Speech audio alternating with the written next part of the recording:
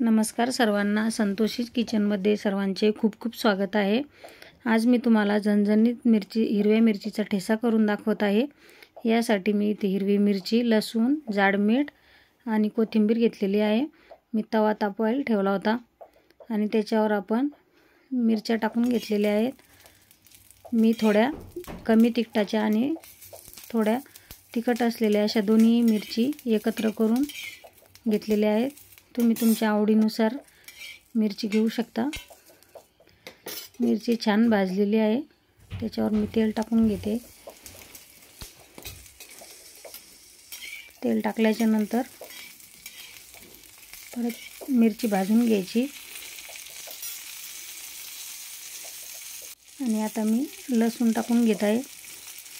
लसूण आपण आवडीनुसार कमी जास्त करू शकतो। लसूण छान परतल्यानंतर परत मी इथे धुवून चिरलेली कोथिंबीर घेतलेली आहे टाकून त्यात जाड मीठ टाकते। मीठ टाकल्याच्या नंतर छान परतून घ्यायचं याला।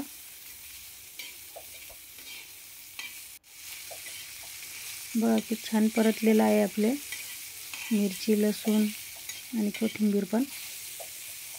आता मी गॅस बंद करून 1 मिनिटभर झाकण ठेवते थोडं। आणि आता आपला ठेसा वाटायला घेते।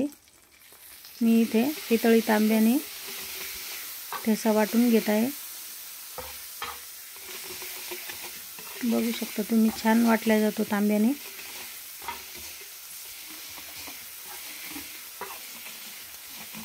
छान एकजीव होतो हा ठेसा।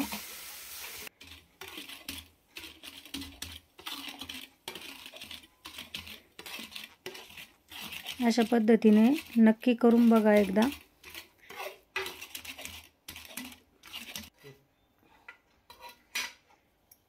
बघू शकता तुम्ही किती छान बारीक झालेला आहे आपला ठेसा।